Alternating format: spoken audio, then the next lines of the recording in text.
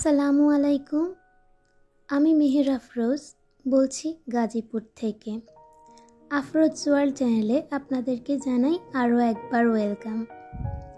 কাছে এবং দূরে, দেশ এবং দেশের বাহিরে যে যেখান থেকে আমার ভিডিওটা দেখছেন, আশা করছি আল্লাহর রহমতে সবাই খুবই ভালো আছেন। আলহামদুলিল্লাহ, আমরাও আল্লাহর অশেষ রহমতে ভীষণ ভালো আছি। তা আজকের ভিডিওটা একদম সকাল থেকে শুরু করেছি, আর দেখতে দেখতে কোরবান ঈদ কিন্তু খুবই নিকটে চলে এসেছে। কোরবান ঈদ উপলক্ষে সবাই কম বেশি চালের রুটির ভিডিওটা শেয়ার করে, রেসিপিটা শেয়ার করে। প্রতিবারই আমি এটা খেয়াল করি, তা আমি ভাবলাম আমি যদি একটু ভিন্ন কিছু শেয়ার করি। আর আসলে কোরবান ঈদের উপলক্ষে যে আমি এই জিনিসটা বা এই রেসিপিটা তৈরি করেছি, এই স্পেশাল পরোটাটা, সেটা কিন্তু না, আমি এমনিতেই বাসায় খাওয়ার জন্য রেডি করেছিলাম, আর সেটাই আপনাদের সাথে আমি শেয়ার করছি। তো এই যে প্রথমে আমি এখানে প্রায় 2 কাপ পরিমাণ ময়দা নিয়েছি। এই পরোটাটা ময়দা দিয়ে তৈরি করলেই সবচেয়ে ভালো, টেস্টটা কিন্তু ভীষণ ভালো আসে। আর যদি ময়দা হাতের কাছে না থাকে তাহলে আপনারা কিন্তু আটা দিয়েও রেডি করতে পারেন। তো আমি কি করলাম, 2 কাপ পরিমাণ মেজারমেন্ট কাপের ময়দা নিয়ে নেওয়ার পর এখানে ছানার পানি দিয়ে দিয়েছিলাম। দুধ ফেটে গেলে যেই ছানা হয়, তো ছানার একটা পানি বের হয়, আমরা কম বেশি সেই পানিটা অনেকেই ফেলে দেই। তো এই পানিটা কিন্তু আমরা না ফেলে ইচ্ছে করলে কিন্তু এটা অনেক অনেক কাজে লাগাতে পারি। আর এই ছানার পানিটা খুবই ভালো, এটা দিয়ে পরোটা বান কিংবা পাউরুটি তৈরি করলে কিন্তু খুবই ভালো হয় খেতে। তো এই যে আমি এখানে পরিমাণ মতন ছানার পানি দিয়ে দিয়েছি। 2 কাপ আটার জন্য, 2 কাপ ময়দার জন্য আমার এখানে মনে হয় 1 কাপের থেকে কিছুটা কম অথবা বেশি পরিমাণ পানি লেগেছে। তবে একটা সফট ডো তৈরি করতে হবে, অনেকটাই সফট ডো, হাতে হাতে প্রথমে লেগে আসবে। তারপর কিছুক্ষণ এটাকে মথার পর দেখবেন যে এটা আস্তেই সুন্দরভাবে হাত থেকে ছাড়িয়ে আসছে, কিন্তু খুবই সফট হবে। তো 2 কাপ পরিমাণ ময়দা থেকে আমার এখানে মোট 7টা ডো হয়েছে। এর থেকে ছোট করলে কিন্তু পরোটার ঠিক যে আবরণটা আছে এটা বেশি পাতলা হবে, আর যদি বেশি বড় করি তাহলে মোটা হয়ে যাবে, এক্ষেত্রে খেতে ভালো লাগবে না। এই কারণে 7টা করেছি, একদম পারফেক্ট একটা লুক আসবে পরোটার, বা যেরকমটা আমি চাচ্ছি। তো এরপরে আমি 7টা লেচি কেটে এগুলোর মধ্যে একটু একটু করে তেল মেখে নিচ্ছি উপর দিয়ে। তেল মেখে এগুলোকে আমি ঢাকনা দিয়ে ঢেকে প্রায় 15 থেকে 20 মিনিটের জন্য রেস্টে দিয়ে দেব। রেস্টে অবশ্যই দিতে হবে। এই ফাঁকে আমি একটা মিশ্রণ তৈরি করে নিচ্ছি, আর এখানে আমি 2 টেবিল চামচ পরিমাণ সয়াবিন তেল আর 1 টেবিল চামচ পরিমাণ ঘি দিয়ে, তারপর এখানে আমি 2 চা চামচের মতন ময়দা দিয়ে দিচ্ছি। এখানে আপনারা ময়দার পরিবর্তে আটাটাও ব্যবহার করতে পারেন, সমস্যা নেই। তো একটা সুন্দর মিশ্রণ তৈরি করতে হবে যাতে কোনো লাম্পস না থাকে, একদম ভালো করে মিক্স করে একটা মিশ্রণ রেডি করতে হবে। আর এই মিশ্রণটা আমাদের কী কাজে আসবে একটু পরেই দেখতে পাবেন। তো এই যে রেস্টে দেওয়ার পর এই যে ডোটা দেখতে পাচ্ছেন আরও অনেকটা তুলতুলে হয়ে গিয়েছে। আর এই পরোটার ডোটা তুলতুলে হলেই কিন্তু পারফেক্ট, কারণ এটা নরম হতে হবে অবশ্যই। রুটি পরোটা বানানোর ক্ষেত্রে আমি আসলে খুব একটা পটু না, আমার খুবই সময় লাগে রুটি কিংবা পরোটা রেডি করতে। আর গোল হবে কিনা, সাইজটা ঠিক হবে কিনা, সেটা নিয়ে আমি অনেক কনফিউশনে থাকি। সব মিলিয়ে অনেক যুদ্ধ করার পর আমার রুটি পরোটাগুলো পারফেক্ট হয়।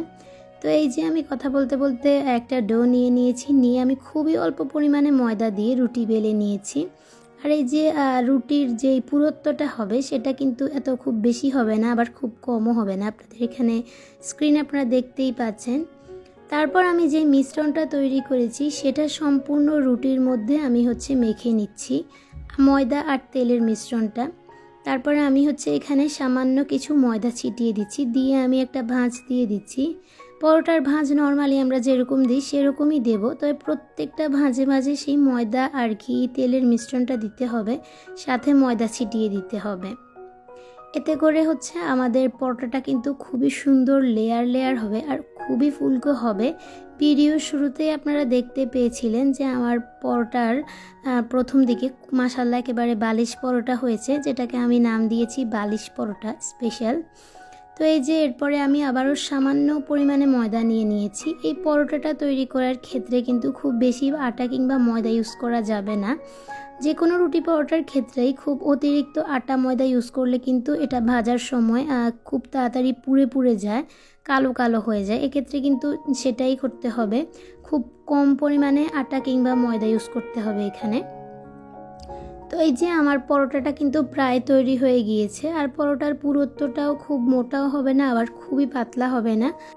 পরোটাগুলো সাইজেও খুব একটা বড় হবে না, আবার খুব ছোটও হবে না, একটা স্ট্যান্ডার্ড সাইজ আসবে। আর পুরুত্বের দিক থেকে একটু মোটাও হবে। তো এই যে পরোটা তৈরি করা শেষ, এখন আমি একটা পরোটা আপনাদেরকে ভেজে দেখাচ্ছি। প্রথমে প্যানে দিয়েই আমি পরোটাকে 20 থেকে 30 সেকেন্ডের জন্য এপাট ওপাট করে ভেজে নেব।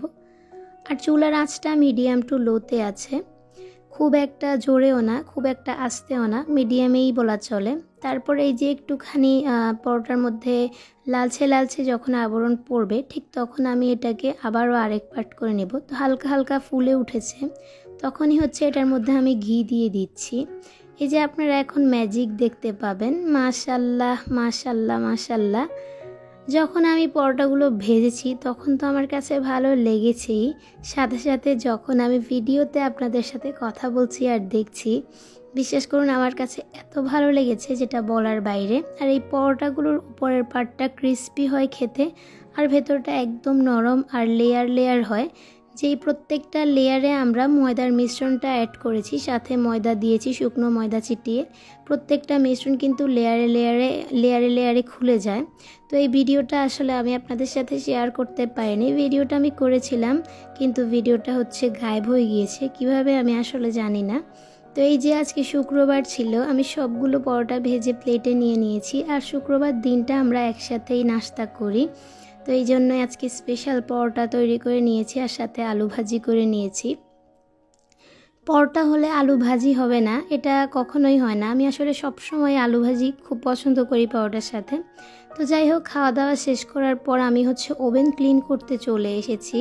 তার জন্য এখানে আমি একটা বোল নিয়ে নিয়েছি, আর বোলের মধ্যে আমি দিয়ে দিচ্ছি ফুটন্ত গরম পানি। তারপরে দিয়ে দিচ্ছি প্রায় 2 চা চামচের মতন ভিম লিকুইড, আর দিয়ে দিচ্ছি 1 ফালি লেবুর রস, প্রায় এখানে 1 চা চামচের মতন হবে। লেবুর রসটা দিয়ে লেবুর চামড়া সহ আমি এটাকে এই বোলের মধ্যে দিয়ে দেব। দিয়ে আমি এটাকে এখন ওভেনের মধ্যে দেব প্রায় 1 মিনিটের জন্য। 1 মিনিট মতন আমি ওভেনের ভিতর দিয়ে ওভেনটাকে স্টার্ট করে দেব 1 মিনিটের জন্য। তো আসলে ওভেনের ভেতর যদি কোনো প্রকারের দুর্গন্ধ থাকে, তাহলে এই জিনিসটা মানে কি যে ওষুধের মতন কাজ করে, সাথে সাথে আপনার এই 1 মিনিটের ভেতরেই যত প্রকারের খারাপ দুর্গন্ধ আছে সেটা কিন্তু চলে যাবে। আর এটা মানে ওভেনের কোনো প্রকারের গন্ধ বাজে স্মেল থাকলে যে কোনো টাইমে আপনারা দিতে পারেন, এটা খুবই ভালো একটা কাজ করে। আর এই মিক্সচারটা দিয়েই কিন্তু আমি ওভেন সম্পূর্ণটা ক্লিন করব। তো এই যে 1 মিনিট পর আমি এটাকে বের করে নিয়েছি, জাস্ট 1 মিনিটই যথেষ্ট ছিল। তারপর হচ্ছে আমি একটা শুকনো নরম সুতির কাপড় নিয়ে নিয়েছি, নিয়ে এটাকে আমি হচ্ছে এই গরম পানির মধ্যে ভালো করে চুবিয়ে নিংড়ে নিচ্ছি। আর এই পানিটা কিন্তু যথেষ্ট গরম আছে, হাত কিন্তু প্রথম একসাথে দিতে পারবেন না, একটু ঝামেলা হবে, সহ্য করতে কষ্ট হবে। তারপর আস্তে আস্তে করে এটাকে গরম থাকা অবস্থায় নিংড়ে নিয়ে ওভেন ক্লিন করতে হবে, কারণ ওভেনে যে তৈলাক্ত আবরণটা পড়ে খাবার গরম করতে করতে, এটা গরম পানি আর গরম কাপড়ের কারণেই তুলে আসবে।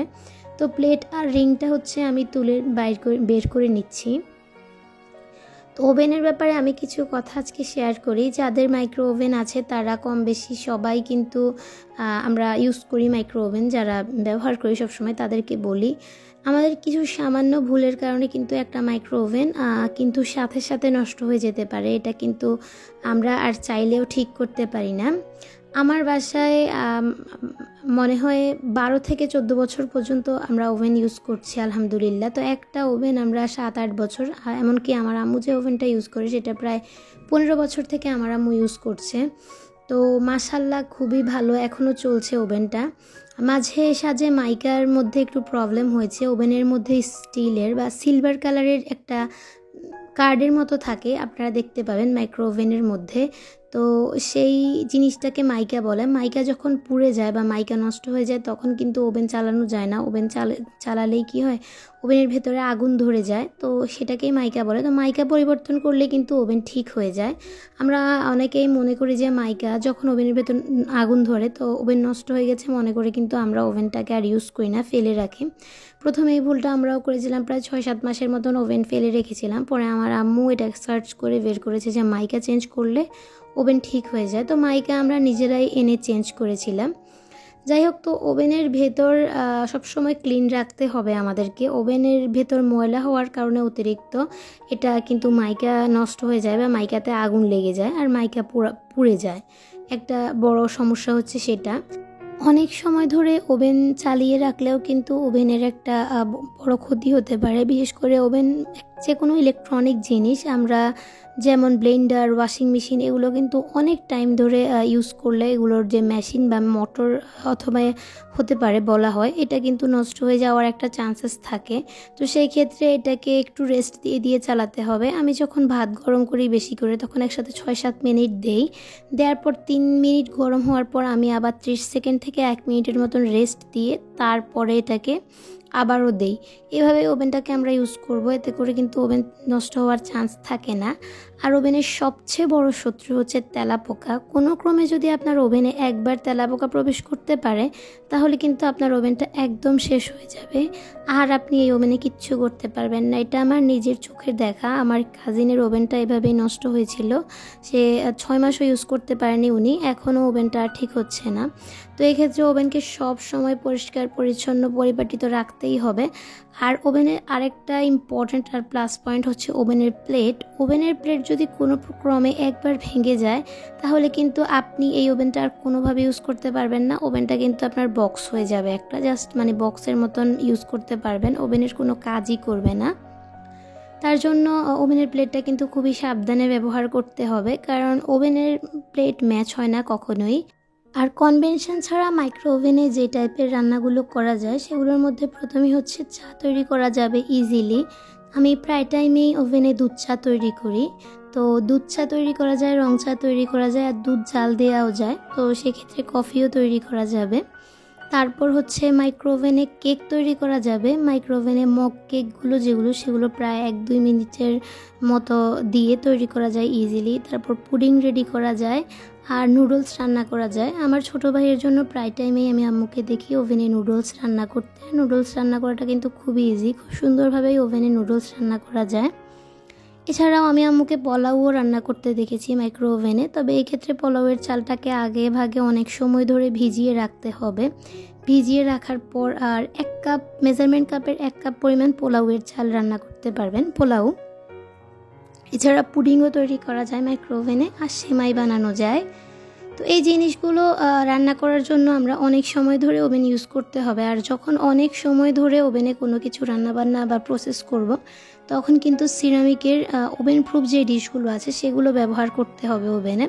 কোনো প্রকারের মেটালের কিংবা স্টিলের জিনিস ওভেনে এমনিতেও দেওয়া যায় না, আর এই ভুলটা করা উচিত না। এক্ষেত্রে কিন্তু ওভেনের ভিতরে আগুন ধরে যায়।